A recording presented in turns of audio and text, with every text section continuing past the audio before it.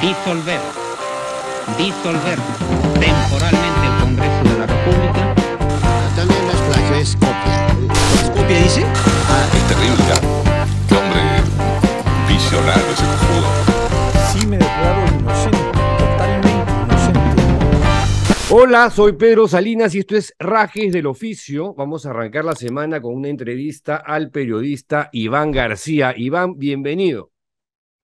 Pedro, gracias por la invitación, encantado de estar en tu programa. Bueno, ¿cómo hemos llegado a esta crisis política permanente? Bueno, Pregunta pendeja, pregunta pendeja. No empieza con Pedro Castillo, más bien Pedro Castillo es una consecuencia de una larga cadena, digamos, de invertebración política que el país viene soportando desde, digamos, la transición del 2001, ¿no? Creo que ese proceso ha fracasado en términos de democracia, en términos de institucionalidad, en términos de adecentar la vida pública del país y de hacer de la política, digamos, ese espacio para la convivencia y para precisamente que lo público beneficie a las grandes mayorías. Creo que ese es uno de los grandes fracasos de la transición democrática del año 2001. Y Pedro Castillo no es sino la consecuencia de eso, ¿no? El día viernes, César Hildebrand, en su columna, que nunca me pierdo, tituló su texto Por el desagüe, ¿no? Sí. Y se pregunta, ¿cuándo nos fuimos por el desagüe? Y ensaya algunas respuestas aproximativas y dice, cuando abolimos la meritocracia y valió lo mismo ser ladrón que honesto, ser imbécil que inteligente. Cuando destruimos la educación pública y le dejamos a gente como Acuña el derecho de fabricar profesionales de pacotilla y a gente como Castillo formar a los niños de las escuelas primarias. Cuando lo grotesco nos fascinó, cuando nos enamoramos de la ignorancia, cuando permitimos que los truhanes nos rigieran, cuando la dignidad empezó a parecernos algo incómodo, cuando el carácter de lo complejo nos aburrió y optamos por el maniqueísmo y el recetario fácil, cuando dejamos de leer y nos dedicamos a ver televisión y sigue, ¿no? Suscribo al 100% lo que ha escrito César Hildebrand. Y es más, me atrevo a decir que el párrafo que has leído de una u otra manera también calza a la perfección con lo que fue los 90 del Fujimorismo, ¿no? Tal cual.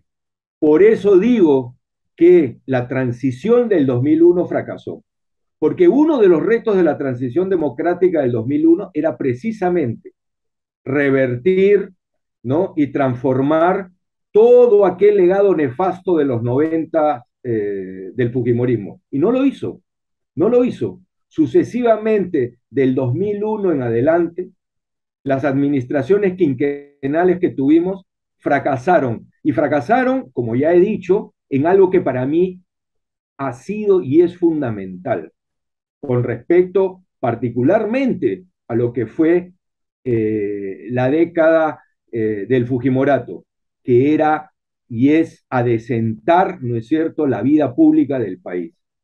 Basta ver la galería de presidentes que han terminado involucrados en la Bajato Odebrecht, ¿no? Para tener una medida de lo que fue este fracaso de la transición democrática. No es casual que prácticamente todos los presidentes, ¿no? Post Paniagua hayan terminado envueltos de una u otra manera en los enredos de corrupción de la Bajato Odebrecht. Y evidentemente lo que tenemos como corolario, ¿no? de este fracaso, digamos, de 20 años de transición democrática es Pedro Castillo, que gana una primera vuelta el año pasado con apenas el 15% de los votos. Ojo, o sea, Pedro Castillo no fue un aluvión en la primera vuelta, estuvo muy lejos de eso. En otras palabras, la capacidad, ¿no es cierto?, para tener unas representaciones políticas más o menos cohesionadas, con algunas identidades ciudadanas sólidas, terminó astillada al cabo de estos 20 años, ¿no?, de corrupción, de incompetencias, ¿no?, de todo esto que Hildebrand ha descrito muy bien en el párrafo que has leído. Y ahí lo tenemos a Pedro Castillo hoy día también, sobreviviendo en este pantano que no sabemos cómo salir, o del cual no sabemos cómo salir, y en el que parece que todos los actores o protagonistas se sangolotean, ¿no es cierto?, con algún grado de felicidad, porque a ninguno parece disgustarle seguir ahí, y más bien todos de una u otra manera, más allá de las palabras, con ganas de perpetuarse por lo menos hasta el 2026, ¿no? Ahora, una pequeña precisión en tu enumeración de presidentes que han estado embarrados en escándalos, casos Lavajato, el caso de Merino en el tema de la muerte de los estudiantes. Ahí la excepción es Sagasti, ¿no? Sí, me refería básicamente a los presidentes que fueron elegidos Okay. en fórmulas presidenciales a través del voto popular, ¿no? Básicamente los presidentes que fueron electos en el 2001, 2006, 2011 y 2016, ¿no? Vizcarra sucede a Pedro Pablo Kuczynski luego de que se viera obligado a renunciar porque ya tenía prácticamente la vacancia sobre el cuello. Y Merino, que fue pues este accidente terrible, ¿no es cierto?, que engendró el Congreso de aquel momento, y luego Sagasti, que ha sido también una excepción, ¿no?, a la regla, como lo fue Paniagua inicialmente. Pero entre ambos, ¿no?, lo que tenemos es un intervalo verdaderamente pavoroso y lamentable en términos democráticos, con respecto a lo que debió ser la transición democrática de este país frente a la década fujimorista de los 90, que fue la década de la megacorrupción, digamos, llevada a su máxima expresión, ¿no? Vladivideos, todas las, ¿cómo se llama?, cuitas de compras de armamento militar con una cúpula castrense absolutamente corrompida y el largo etcétera que ya conocemos. Ese deber que tenía esa transición democrática fue traicionado, se le dio la espalda, y esa es una enorme, gigantesca responsabilidad ante la historia de quienes han sido los dirigentes políticos de este país a partir del año 2001. Ahora, ¿cuál dirías tú que ha sido la responsabilidad del fujimorismo en la crisis actual? Enorme, enorme, porque, mira, basta hacer un comparativo pequeño respecto de las constituciones que hemos tenido en los últimos años, la del 79 y la del 93. La del 93 le abre la puerta, obviamente desde los intereses del fujimorismo golpista o 5 de abril, a esto que se ha llamado, ¿no es cierto?, la informalidad política o la antipolítica. ¿Por qué?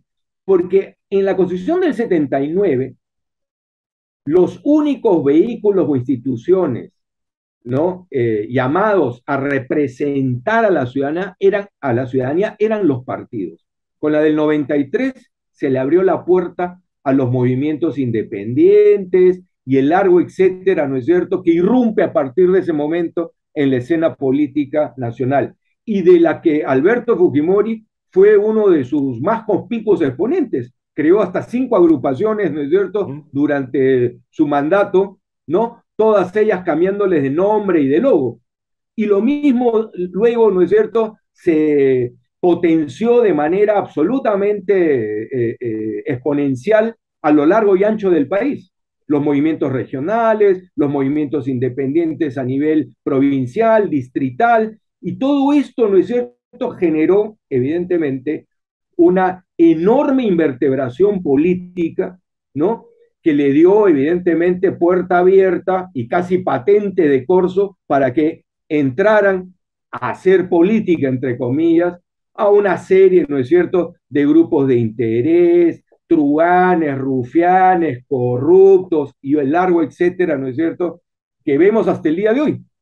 Entonces, ahí existe una enorme responsabilidad de Alberto Fujimori, del Fujimorismo de los 90, en haber prácticamente desinstitucionalizado, ¿no es cierto?, el sentido de la política y el sentido de la vía partidaria en el país.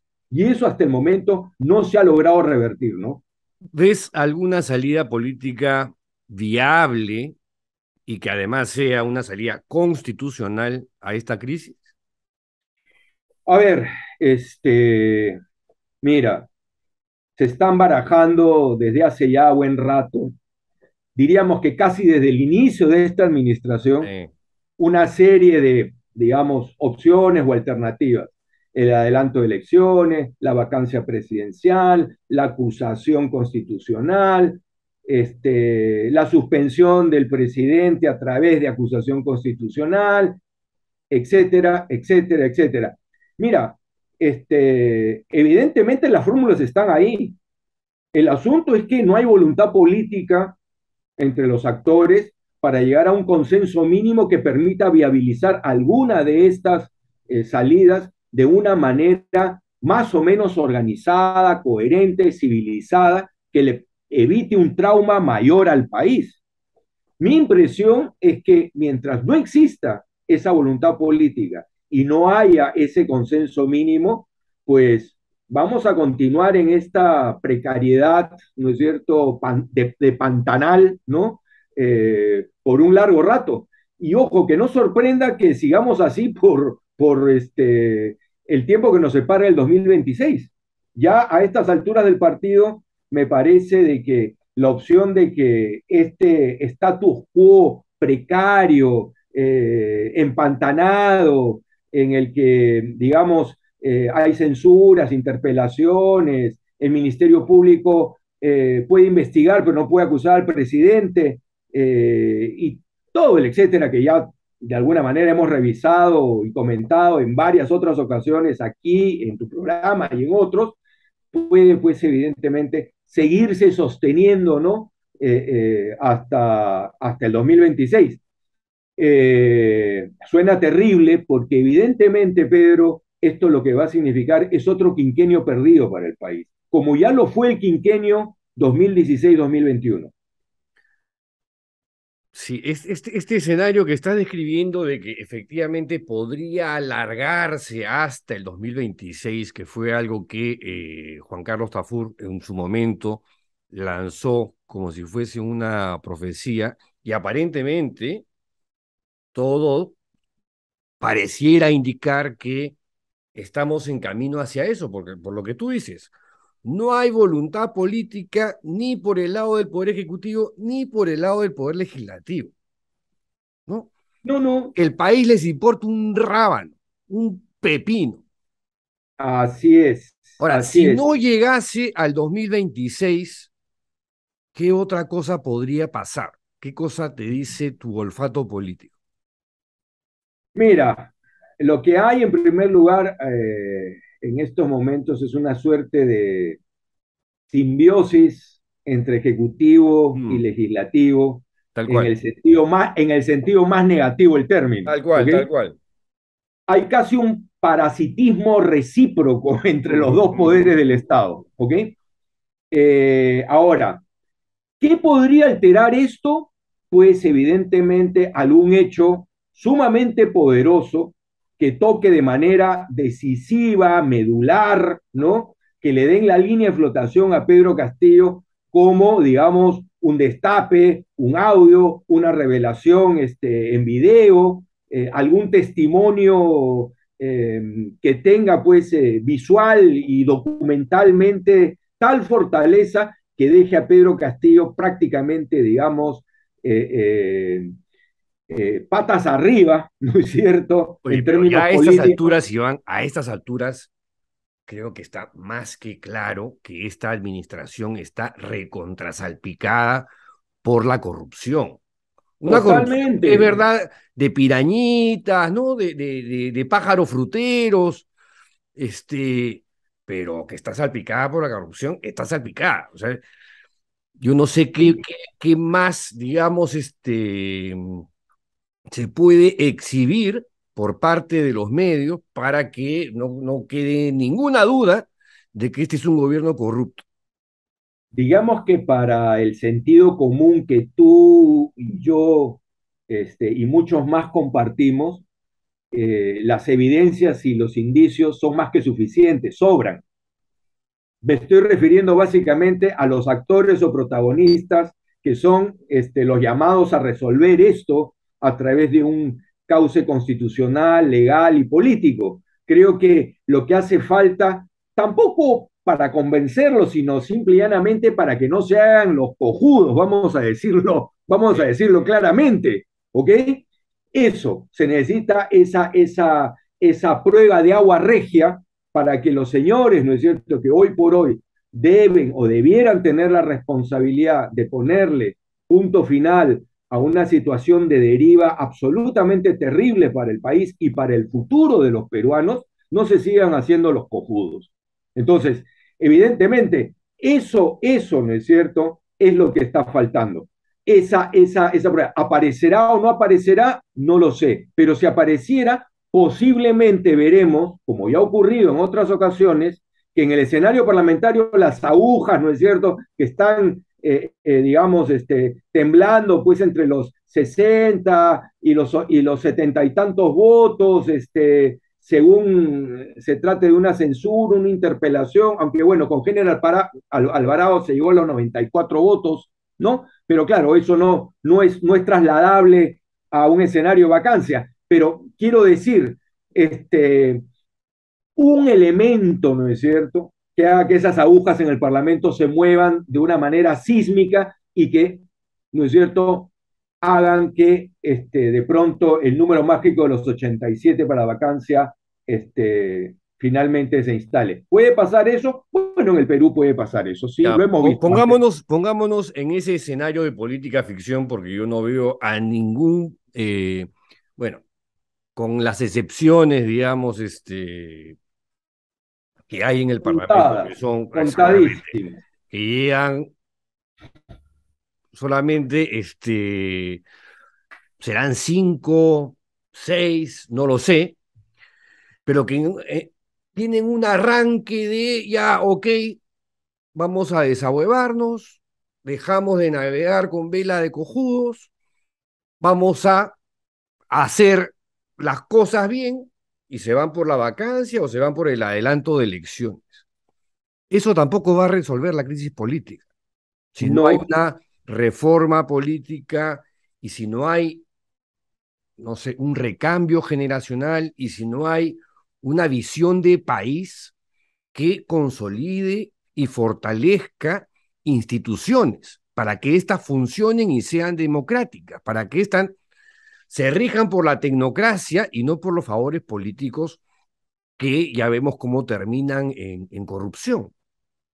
totalmente de acuerdo. La sola vacancia o la sola eventual vacancia presidencial con adelanto de elecciones, es decir, el que se vayan todos, Sí. no nos va a resolver el problema solamente. Vamos a necesitar, como bien dices tú, una reforma política que está pendiente desde hace mucho rato, pero evidentemente en un escenario así, creo que si bien no habrá tiempo y tampoco voluntad, seamos claros, para hacer una gran reforma, por lo menos creo que la ciudadanía en una circunstancia de esa naturaleza tendremos que exigir que se den algunos cambios importantes, mínimos, respecto de reforma electoral y reforma política, para que la oferta, evidentemente, que se tenga en un escenario de elecciones adelantadas sea uno sensiblemente mejor al que hemos tenido en las últimas elecciones, ¿no? Que lo Creo más que alucinante es Fernando que la Tuesta, reforma ya está hecha. O sea, ha habido una comisión que presidió Fernando Tuesta, donde estaba Martín Tanaka, entre otros, que elaboraron un combo de reforma política. Ya Sí, sí, está sí, sí. hecha. Claro, no es perfecta, ¿no es cierto? No va a ser la panacea así que va a funcionar de un día para otro, pero está lo suficientemente bien hecha como para empezar. Pero ni siquiera eso, Iván, ni Por siquiera eso. supuesto. Iba a mencionar precisamente la propuesta de reforma política de la Comisión Tuesta, que creo que tiene varios puntos y varios elementos importantes. Si bien no todos acaso puedan ser incorporados en un escenario de adelanto de elecciones, creo que hay algunos mínimos que sí deberían considerarse como impostergables ¿Como cuál frente es? a, por, por, por ejemplo, creo que el tema de las PASO, ¿no? El tema de primarias, Ujú. ¿cómo se llama? Es importante, ¿no? Creo también que es importante desenganchar, ¿no? La elección, ¿no es cierto?, del Parlamento de la primera vuelta, de la primera vuelta electoral, que es un tema en el que Fernando Tuesta también ha incidido, ¿no? Es decir, que la elección parlamentaria no se haga en la primera vuelta, sino se Ujú, haga en la segunda, ujú. ¿ok? Creo que eso también es muy importante, ¿no? Y creo que podría tener una incidencia importante en la conformación de un próximo Congreso para evitar esta fragmentación terrible que tenemos desde hace décadas, Mm. ¿no? En los parlamentos. Entonces, hay varios elementos, ¿no? De la larga propuesta de la Comisión Tuesta que pueden ser incorporados, ¿no? De manera, creo yo, ad hoc para una situación como la que se plantea eventualmente en el caso de que efectivamente lleguemos a un escenario como el que está señalando. Sin esos cambios mínimos, evidentemente, podremos tener, digamos, a nuevas elecciones, pero la oferta lamentablemente se parecerá mucho a lo que ya hemos tenido y lo más probable es que se termine repitiendo más o menos, ¿no? El mismo resultado lamentable, desastroso y deplorable que hemos visto en las últimas No, elecciones. Iván, sin reforma va a ser peor. O sea, Sin si duda. Castillo nos parece así una catástrofe, un Uh -huh. desastre nacional, va a ser peor, Sí, sí, sí, te lo sí, no lo aseguro. dudo, no lo dudo, no lo dudo. Mira, acuérdate, cuando tuvimos la elección extraordinaria para el Parlamento el año 2020, aquel que convoca eh, Vizcarra después de la disolución del Congreso Ujú. vía denegación fáctica, el resultado fue desastroso. Tuvimos un parlamento que fue una lástima, que fue el que antecedió a y dijimos, nada podrá ser peor a esto que hemos visto, ¿no es cierto?, En el entre Perú todo puede 2020 empeorar. y 2021. En el Y Perú lo que todo estamos, es empeorable, Iván. así es, y lo que Todo. estamos viendo hoy día, y lo que estamos viendo hoy día, ¿no es cierto?, es precisamente variaciones sobre el mismo tema, ¿no? Pero evidentemente en un registro más grave, más deplorable, más lamentable, ¿no? Políticamente más deshuesado. En suma, Pedro, el país está sumido en una invertebración política de espanto. Esa es la gran verdad, ¿no? Ahora, tú me dirás, ¿cómo el país sobrevive? ¿Cómo flota? ¿Cómo es que esto no revienta? ¿Cómo es que esto no estalla por los aires? ¿Por qué no ocurre lo que ocurrió en Chile en 2019? ¿Cómo es que carajo ¿cómo se llama? Hay azonadas, ¿no es cierto? Urbanas o rurales. ¿Por qué? Bueno, bueno, cuando tienes el 75 u 80% del país en la informalidad, que no Ujú. depende del Estado para sobrevivir en prácticamente nada, Mm. pueden ocurrir este tipo de situaciones, ¿no? Entonces, hay un 75% del país que en realidad no depende del Estado, no espera nada del Estado y no le interesa un comino, ¿no es cierto? Lo que se haga o no se haga a través de políticas públicas sectoriales o lo que haga o no haga el Congreso, ¿no? Porque simple y llanamente no dependen de eso, no dependen de ese Estado, para nada. Entonces sobreviven, ¿dónde y cómo? Bueno, en el mundo de la informalidad. Entonces, no esperan nada del Estado, no le reclaman nada del Estado, por lo tanto, no esperan nada de vuelta, ni del Estado, ni de quienes lo administran, y menos aún de quienes los pueden representar desde ese Estado, sean gobierno nacional o gobiernos subnacionales. Simple y llanamente, esa esfera, digamos, de la, de la, de la, de la vida, digamos, de la mayoría de peruanos está en buena cuenta muy, muy lejos de la escena oficial, ¿no? Bueno, Pero así las cosas, Iván. ¿Este país es un país viable? ¿Tenemos esperanza? ¿Hay posibilidades de que salgamos adelante de alguna manera? bueno, a ver, la pregunta tiene décadas, preocupó a Jorge Basadre y a otros intelectuales de inicios del siglo pasado. Eh, Ciertamente también preocupó a Zabalita en Conversación en la Catedral y obviamente a muchos otros, ¿no? Que hemos estado siguiendo en las últimas décadas las tragedias y las desgracias, pero también los éxitos y las victorias que ha tenido el país para salir adelante frente a situaciones francamente terribles, como lo fue el terrorismo de los años 80, 90, la hiperinflación de los 80, entre otros. Ya. Entonces, Esa, por ejemplo, para mí es la peor época que yo recuerde en la historia política contemporánea, porque nos tocó vivirla, ¿no es sí, cierto? sí, Con Alan García uno, una crisis económica del carajo y dos grupos terroristas como Sendero Luminoso y el MRTA en actividad plena. Claro, no estamos en esa situación ahorita, pero yo veo que venimos en caída libre y seguimos, todavía no hemos tocado fondo. Hay no, gente que no, todavía tocamos fondo. No, no hemos tocado fondo. no, no. Todavía no nos hemos metido el contrasuelazo, pero yo creo que Mira, estamos yendo hacia eso. sí, el país está retrocediendo. Vuelvo a decir lo que te expresé hace un instante. El país está profundamente invertebrado políticamente. ¿Mm? Con Está hasta todo las lo que, huevas, Iván. Sí, con todo el Perú invertebrado en está el hasta sentido las de que, huevas.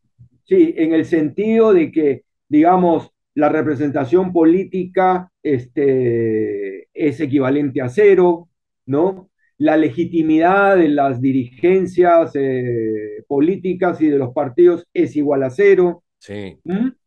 El Estado, ¿no es cierto?, es cada vez un Estado más ruinoso, sí. ¿no? En términos de capacidad y de eficacia para atender las Este, necesidades de las mayorías. este Y gobierno en tú, un año, que está más envejecido, parece que tuviese, pues, no sé, 5, está desmantelando el Estado de una manera sí, sistemática y vertiginosa, sí, realmente impresionante. es correcto, es cierto. Ese declive que tú señalas es real. Y hasta el momento no aparece ninguna señal que nos diga de que estamos acercándonos a un punto de inflexión, es decir, a un momento, ¿no?, relativamente cierto para revertir ese declive, esa curva, ¿no es cierto?, hacia abajo en la que estamos desde hace ya por lo menos 7 años, ¿no? Sí. Entonces, tú me dirás otra vez, ¿cómo y por qué todavía está aguantando el país tanto? Bueno, no olvidemos que los últimos 20 años, a pesar, ¿no es cierto?, de las incompetencias, incapacidades, déficits de esta democracia peruana, de esta democracia que todavía tenemos, el país económicamente también acumuló mucho. Este país sobreahorró durante 20 años. Este es un país que a lo largo de 20 años, los últimos 20 años, ¿no es cierto?, acumuló, ¿no es cierto?, gracias al crecimiento económico, ¿no?, enormes cantidades de recursos fiscales, de reservas internacionales. Eso es lo que todavía está manteniendo y está permitiendo, ¿no?, por ejemplo, la farra fiscal en la que está ahora este gobierno. ¿Ok? Entonces, eso, Pedro, también se acaba, no es eterno. Exacto. ¿Ok? Entonces, se están quemando recursos en gasto social, ¿no?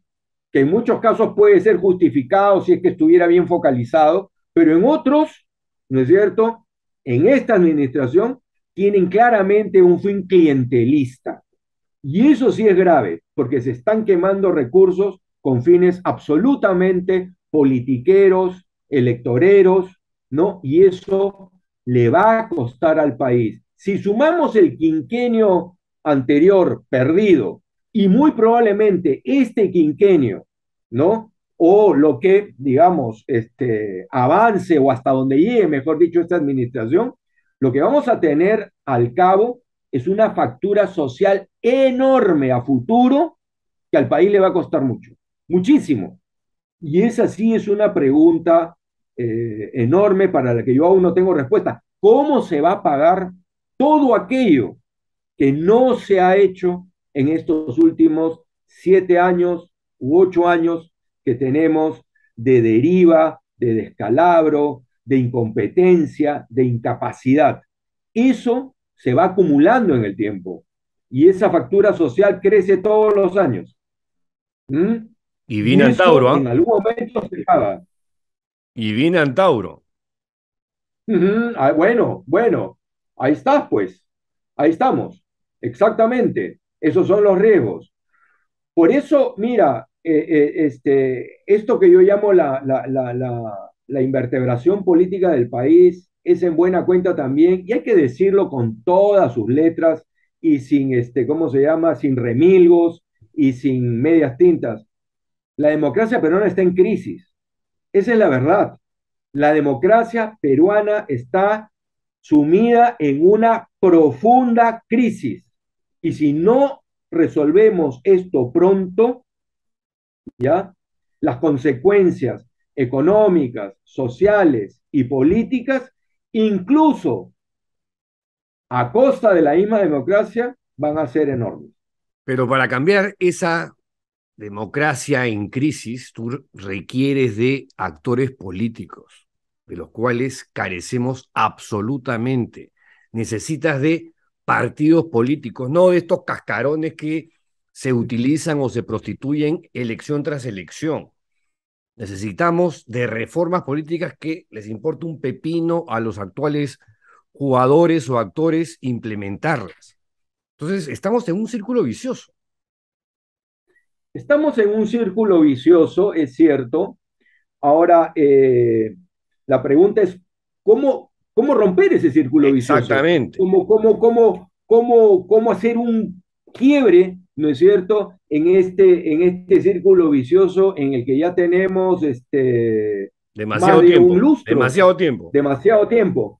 Y bueno, creo que otra vez, Pedro, la respuesta está en lo que tú señalabas. Necesitamos una reforma política de emergencia, por lo menos para comenzar a salir, ¿no es cierto?, de este vértigo, de este remolino hacia abajo en el que estamos. Mira, si tú y yo nos hacemos la pregunta, llévate la mano al pecho, como lo voy a hacer yo, ¿no es cierto? Y dime o respóndeme con toda franqueza, ¿tú te meterías a hacer política en estos momentos? No, ¿Por qué no? en ningún Porque, momento, en ningún momento. bueno, pero imaginemos que, digamos, te asalta un rayo, digamos, de patriotismo, de sacrificio, Sería un ¿no es rayo de cierto?, locura, sería. de locura, de delirio patriótico, y dices, bueno, ok, digamos, zambullirme, ¿no es cierto?, en las aguas de la política para que mi país, digamos, no siga en este declive. En mi caso ya sería Claro, demencia senil. pero claro, pero mira, un paso antes, en realidad ni siquiera hay que llegar a la demencia senil. Solamente ver todo lo que significa involucrarse públicamente en la actividad política, ¿no es cierto? Ya lo hace a uno desistir. La hoja de vida, ¿cómo se llama? La Contraloría, el jurado, que te revisan, hermano, todo, te hacen la vida, o sea, no, yo honestamente no encuentro ninguna motivación, ningún incentivo, aun cuando pueda tener las ganas, para involucrarme en política, cuando existe tal cantidad de vallas, ¿no? Para hacer algo por la vida pública del país. Es una locura. O sea, es literalmente, es un mundo kafkiano. Es decir, yo honestamente digo, sí, tengo ganas, tengo vocación, me interesa, pero hombre, solamente ver todo lo que hay que presentar, todos los escrutinios que hay que pasar, uno más loco que el otro, ¿no? Es decir, y yo digo, no, hombre, estoy tranquilo así, discúlpeme. Pero claro, ¿quiénes sí están dispuestos a correr eso? Bueno, pues los que tienen, digamos, intereses particulares, los rufianes, los que, digamos, entran o están decididos a entrar a la política para defender sus negocios, sus universidades, etcétera, etcétera, etcétera. En eso se ha convertido la política peruana, entre comillas.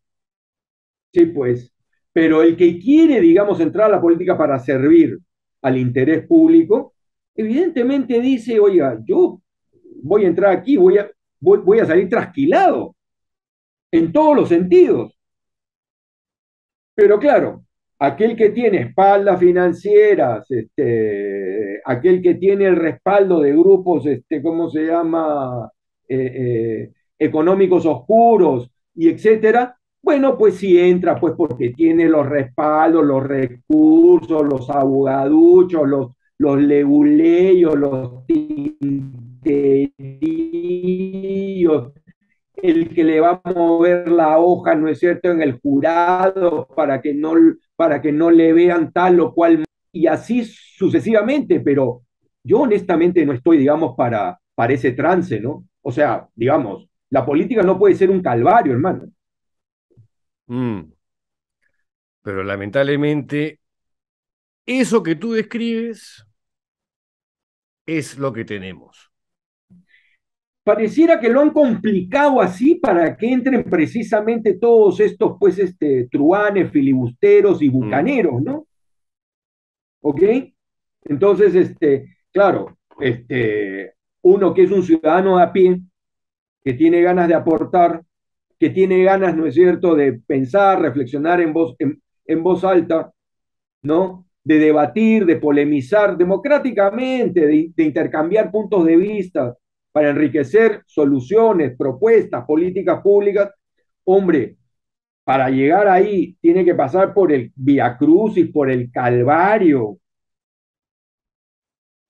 No, honestamente, me parece que hay algo ahí también que cambiar. O sea, el acceso a la vida política no puede ser un calvario, no puede ser un viacrucis. Ahora, hablando de las elecciones municipales que se vienen, las de Lima, aunque yo ya no voto en Lima, Urresti López Aliaga. Bueno, por está por ahí. Bueno, ahí tienes dos. ¿Cómo las ves? ¿Cómo las ves? Bueno, ahí tienes dos expresiones clarísimas de esto que yo llamo la invertebración política. Dos personajes postulantes hoy día con altas expectativas para la alcaldía de Lima, que no tienen ninguna densidad política, ninguna trayectoria política, no tienen ninguna, digamos, institucionalidad política cultivada, ¿no es cierto?, a lo largo de sus trayectorias personales. Son dos, Ni digamos, talante democrático, Iván, ¿ah? sí, sí, Ni sí, talante democrático. obviamente.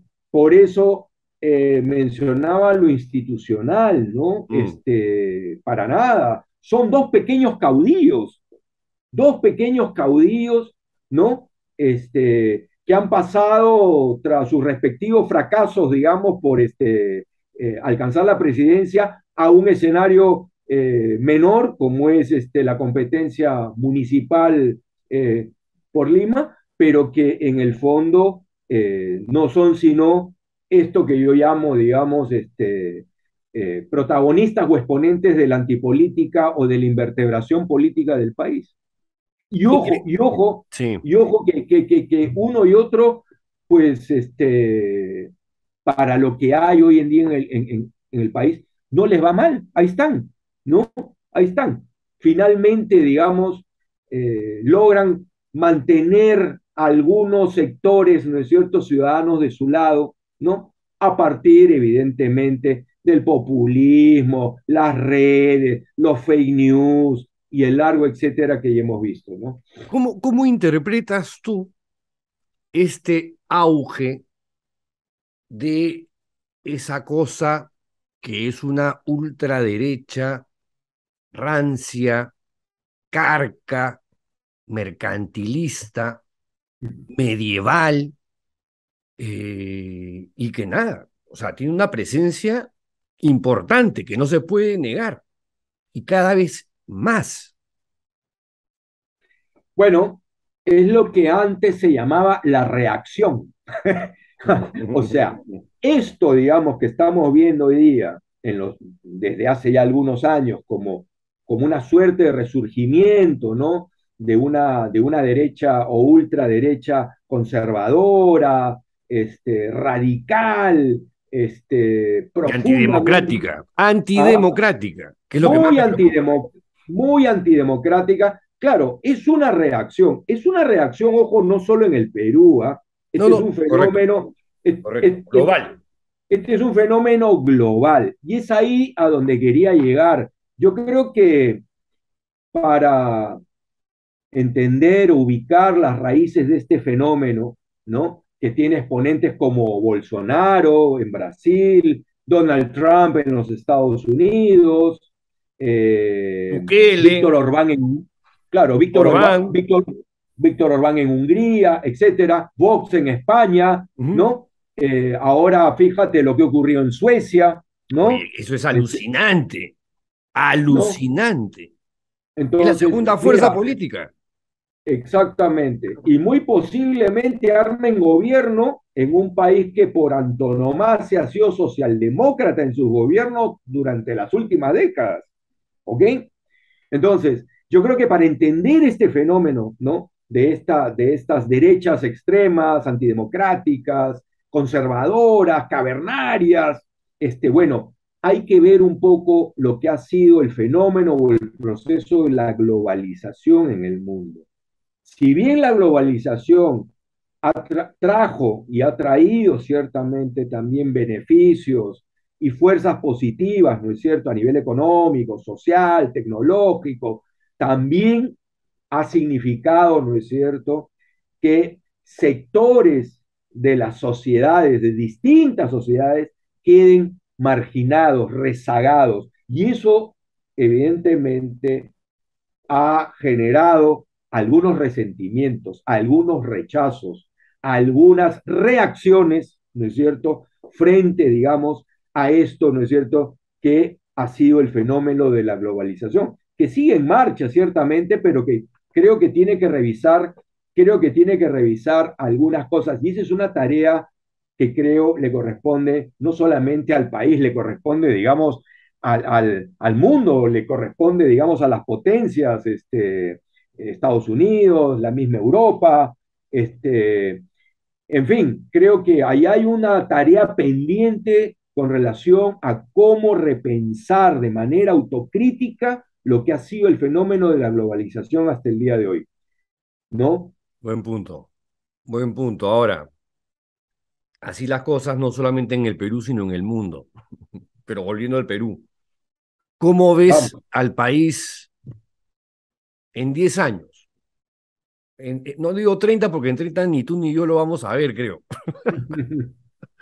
Pero en ¿Cómo 10 lo veo años, ¿tú en crees 10 ver un años? Perú saliendo adelante, renovándose, eh, reconduciéndose por la vía de la democracia, de la libertad, del desarrollo y del progreso?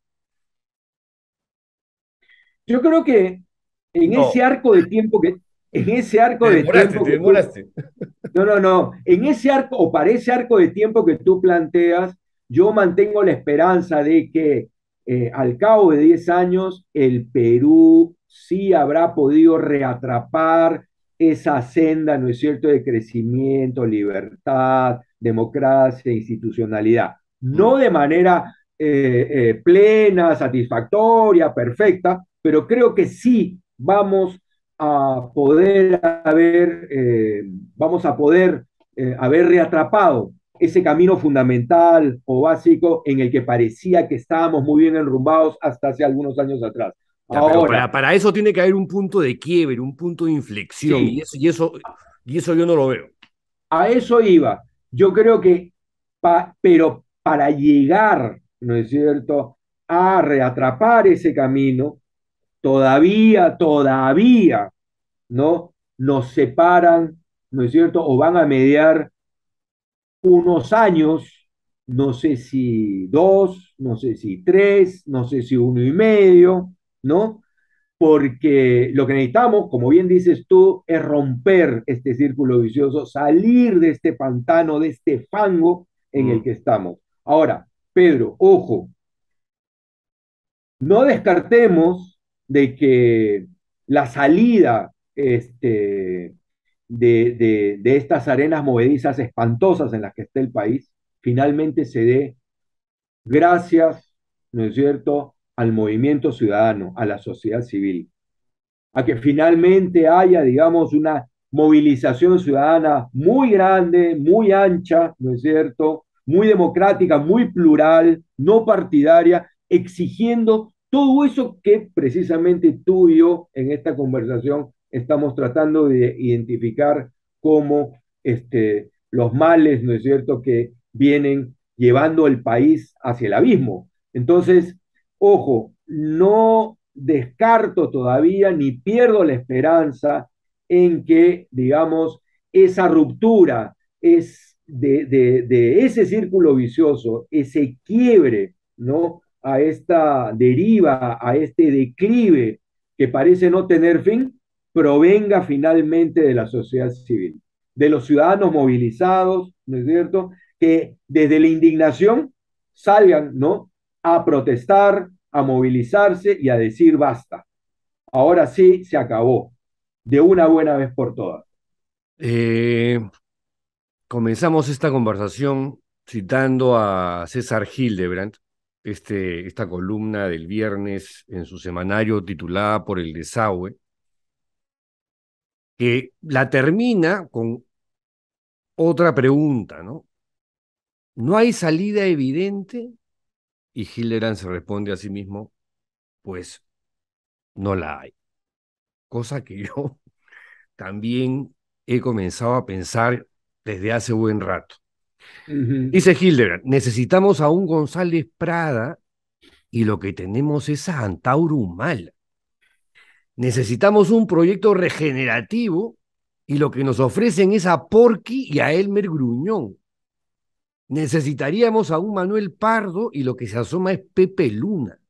Estamos pagando con creces todo lo que dejamos de hacer y de pensar en estos últimos y largos años.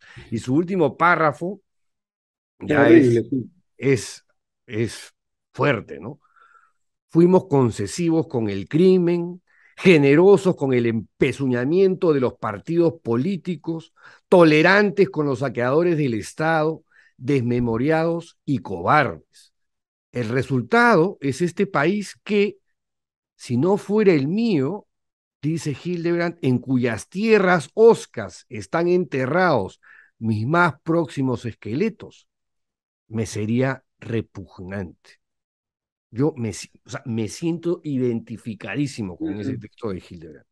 No, no, mira, sin duda, leí la columna de César y el último párrafo me pareció Brutal. verdaderamente contundente Mm, por su realismo y por sí. su, digamos, De- actualidad. y de una honestidad Ciertamente, brutal, ¿no? no tengo nada que reprocharle Yo me siento a igual. ese remate de César Hildebrand.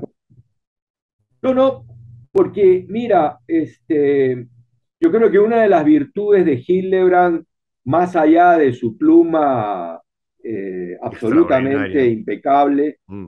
no creo que tiene esto, digamos, de identificar, ¿no? Eh, eh, esa indignación, esa emoción indignada que creo yo está muy extendida hoy en día en el país, ¿no? Creo que ese es uno de los aciertos de Hildebrand, no solamente hoy, siempre creo que Hildebrand ha sido muy perspicaz, ¿no es cierto?, en identificar, ¿no?, esas emociones y esos sentimientos nacionales. Ahora, como dice el párrafo, salidas evidentes, ¿no? Claro, en estos momentos no hay nada evidente en el país. Nada. Ahora, este es un país, hermano, de sorpresas, ¿no? También es verdad. De salidas inesperadas, ¿no? Que ocurren además a veces en 24 o 48 horas. Ujú. Ok, mira, no digo que eso necesariamente es lo que va a ocurrir, pero ya ocurrió antes y ojo, tengámoslo ahí también en el monitor, es posible. Pero lo que sí creo es que, como dice entre líneas el texto de César, es que hay evidentemente una indignación, ¿no es cierto? Un rechazo nacional, ¿no? Una repulsión nacional a este momento de la política, ¿no? Con respecto al actual gobierno, con respecto al Estado, con respecto a sus alcaldes, con respecto a sus gobernadores regionales. Porque, ojo, el tema de la corrupción, pues, hermano, es no solamente Pedro Castillo, los chiclayanos, y los chotanos, y el sobrino, y Bruno Pacheco. La corrupción nacional, hermano, se ha engullido gobiernos regionales, gobiernos provinciales a nivel municipal y ni qué decir a nivel distrital. Sí, pero O ahí, sea, ahí yo difiero contigo, Iván. Yo no sé si lo que expresa César es una repulsa general o mayoritaria. Yo creo que lo que está clarísimo que es su repulsa personal que me expresa, o sea, que me representa a mí. Yo me siento igual de defraudado, furioso, rabioso, conflictuado con mi país, ¿no? Por lo que está pasando y porque veo pues que efectivamente estamos en este círculo vicioso y no salimos y cada vez estamos peor y lo que se viene es Antauro Humala. Eso es lo que se viene. sí, pero fíjate tú, cuando dices lo que se viene a un Tauro Humala, en el caso o en la hipótesis de que pudiera ser así, bueno, ¿qué expresaría Antauro? Una repulsión, pues, un rechazo. Si Antauro finalmente, ¿no es cierto?, es o fuese o pudiera ser lo que, digamos, imaginamos como pesadilla, ¿no? Evidentemente va a ser porque hay un fermento de indignación y de repulsión frente a todo este estado de cosas, ¿no?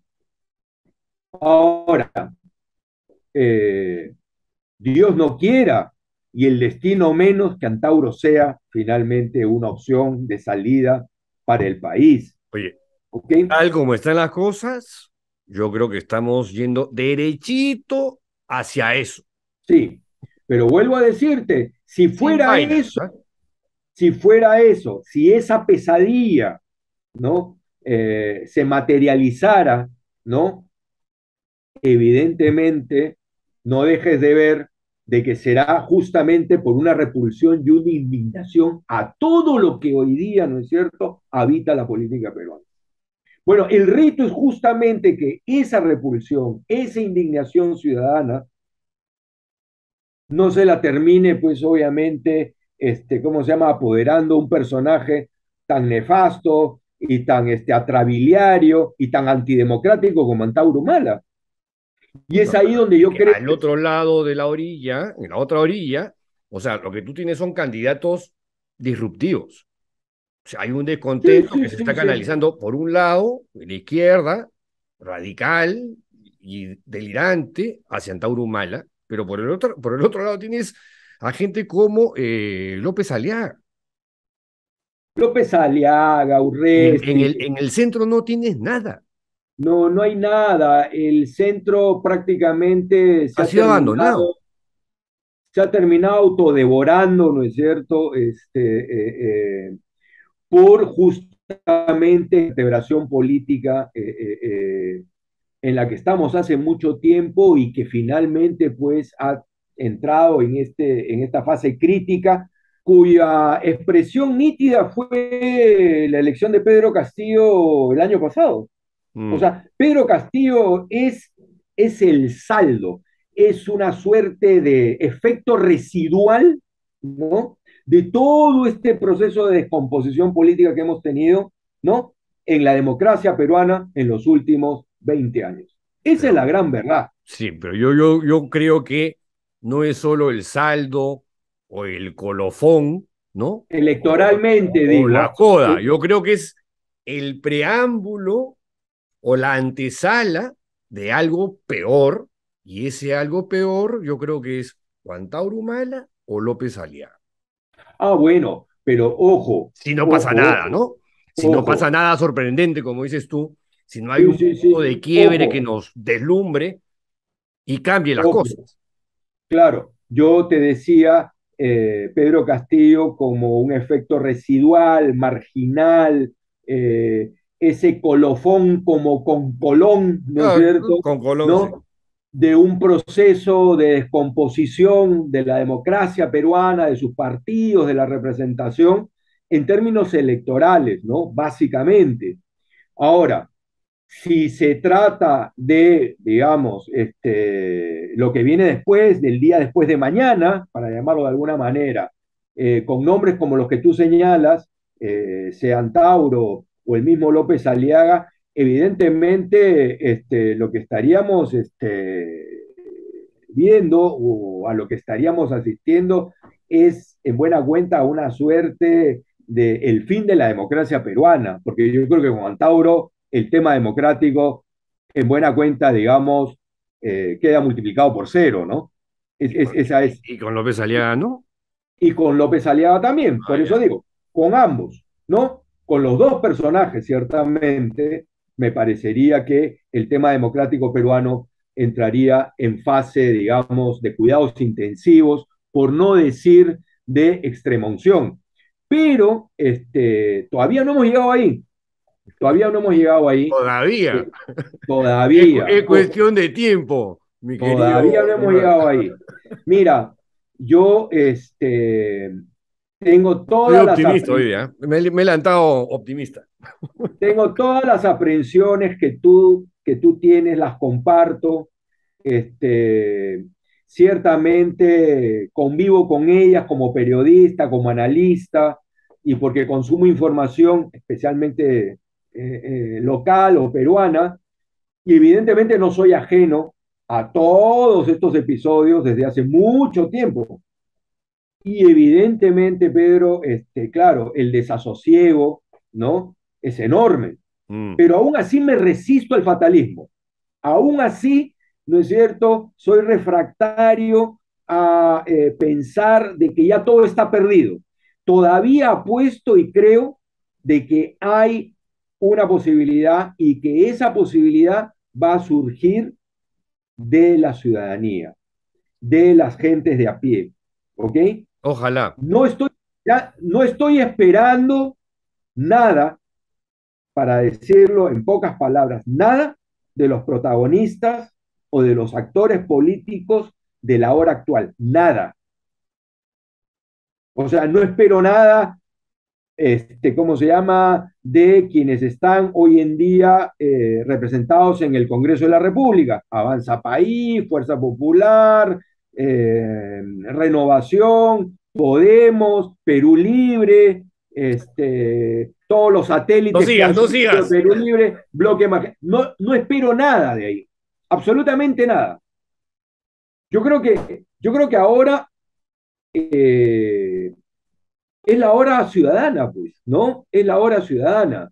Eh, y claro, todo parece muy quieto, pero en ese sentido el Perú también ha dado muestras de ser, digamos, atípico, disruptivo, imprevisto, telúrico, ¿no? Como ocurrió el 5 de abril pasado, cuando se movilizó, ¿no es cierto?, Lima, a propósito del intento de inmovilizarnos otra vez a través de un decreto dado por Pedro Castillo, ¿no? Mm.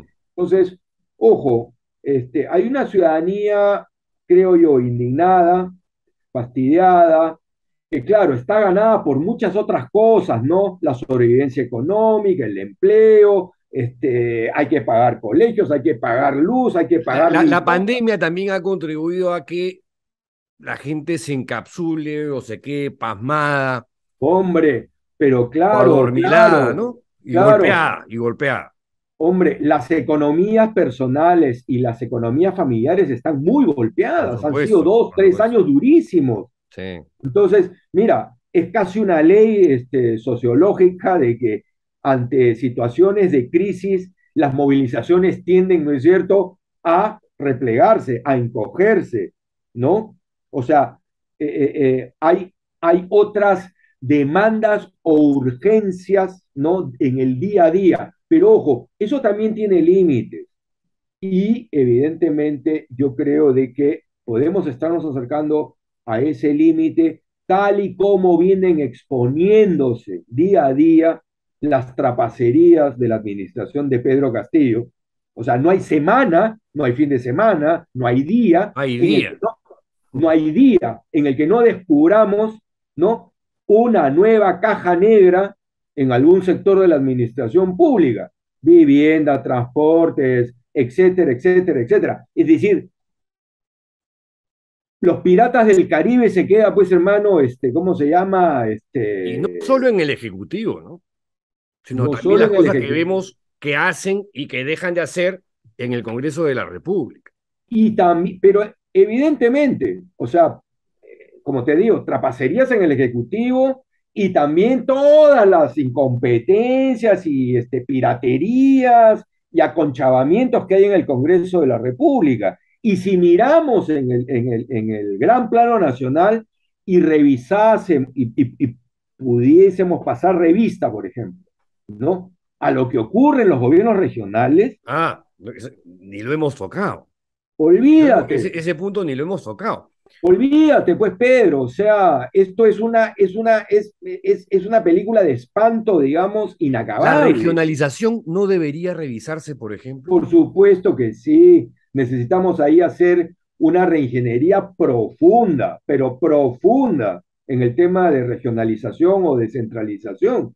Es decir, no puede ser que presupuestos públicos de envergadura verdaderamente importante estén siendo transferidos o entregados a gestiones de gobiernos subnacionales que no tienen ninguna capacidad, ninguna competencia técnica para ejecutarlos. Mm. O sea, eso es un crimen, un crimen. Entonces, ahí cabe ciertamente también hacer un gran trabajo de ingeniería profunda. Y el otro tema que creo que es fundamental, yo sé que esto le va a molestar a muchos en el sector privado, pero creo que la ley de contrataciones del Estado o el sistema de contrataciones del Estado también tiene que ser reformado de raíz, porque ahí, ¿no es cierto?, está la madre del cordero de perro, pericote y gato, Mm. ¿no? Claro, pero no lo quieren tocar, todos son maquillajes, toques cosméticos, todo se presenta con estudios de ingeniería preliminar y ahí salen las adendas y en fin, todas las cutrerías, ¿no es cierto?, que van desde los gobiernos distritales hasta el gobierno nacional. Pero claro, ¿Hay algo en el Perú que no necesite arreglo? Buena pregunta, buena O eran, pregunta. me le han dado muy optimista el día de hoy. Te veo súper positivo. Algo que no necesita arreglo en el Perú, Machu Picchu. Oye, pero igual viene siendo sumamente descuidado, gestión tras gestión, los aforos no se respetan. Mira lo que pasó en Cuelap. Tuve una entrevista acá con Rafa León, oye, y el panorama por ese lado tampoco es muy alentador, te cuento. O sea, ni por ahí Claro, tampoco. digamos que el monumento todavía se sostiene en pie, Todavía, todavía. todavía. Pero claro, la abundancia de visitantes es ciertamente un peligro y un riesgo, ¿no? Y eso debería ser, O sea, obviamente, ni Machu eh, Picchu está a salvo.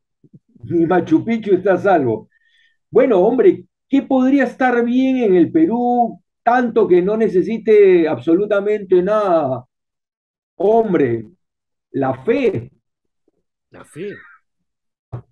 nada más, la fe. Así, Me ha sorprendido con esa respuesta, Iván. bueno, Te has vuelto un hombre de hombre, fe a hombre, estas hombre, alturas. hombre, ¿Qué? escúchame, yo soy un agnóstico como todo el mundo lo Sí, sí, sí, sabe. sí, Y sí. cuando digo fe no solamente me Yo sé, yo sé, refiero yo sé, te estoy vacilando. a la fe de los fieles, a la fe religiosa, que sea dicho de paso, este 7 u 8 de octubre nuevamente regresa a las calles con el Cristo morado. Algo importante, algo importante, algo importante para millones de peruanos, ojo. Mm. Pero hablo también de esa fe pues agnóstica, civil, ¿no es cierto? Sin confesionalismo, que no es otra cosa, digamos, que seguir apostando por la idea de que aún hay esperanza, ¿no? Creo que No, eso es la lo toalla no hay único, que tirarla. a eso Que yo voy. sea, no sé si fatalista, pero sí pesimista o realista, para plantearlo en otros términos, no significa que he tirado la toalla. Yo creo que este tipo de peleas, como tú sabes, por además hemos librado peleas juntos desde Muchas, nuestros veintipocos años, ¿no? así Hasta el es. día de hoy, y hasta que tengamos energía, hay que seguir peleando por este país. Sin Pero duda. no podemos dejar de decir, pues, que las cosas están como el culo, ¿no? Así estamos. El Perú está como el culo. Es correcto, es conforme, Es como se diría conforme. realmente. Hemos pasado pues Es verdura. de castaño a castaño oscuro, ¿no? De Sí. castillo a castillo oscuro, y honestamente sí, hay poco espacio para las grandes ilusiones, esa es la verdad, ¿no? El panorama pinta sombrío, por no decir nigérrimo, pero como bien señalas, hay que perseverar, no hay que tirar la toalla, ¿no? Hay que mantener esa fe, ¿no? En que esto todavía puede cambiar, acaso de manera sorpresiva, pero otra vez creo que va a depender mucho de lo que los ciudadanos de a pie, comunes y silvestres, finalmente digamos y hagamos en las próximas semanas o meses. Porque si se trata de los actores o protagonistas, ¿no es cierto?, de la política actual en la escena oficial, olvídate, No, el no, no, no, pantano, no, no, no el se puede esperar pantano, nada. el pantano seguirá siendo su jardín de las delicias. No se puede esperar nada de esa gente. Bueno, Iván, te mando un gran abrazo, te agradezco muchísimo por tu A ti, mi tiempo y querido por tus Pedro, reflexiones, siempre sensatas y lúcidas. Y nada, ojalá que ese optimismo que tienes, que esa fe laica que tienes, se materialice en algo, que algo ocurra, que algo suceda. Y como dices ojalá que tú, es sí, la hora Pedro, ciudadana. ojalá que sí, Nada va a pasar, nada va a cambiar si no es porque la ciudadanía así lo exige. correcto.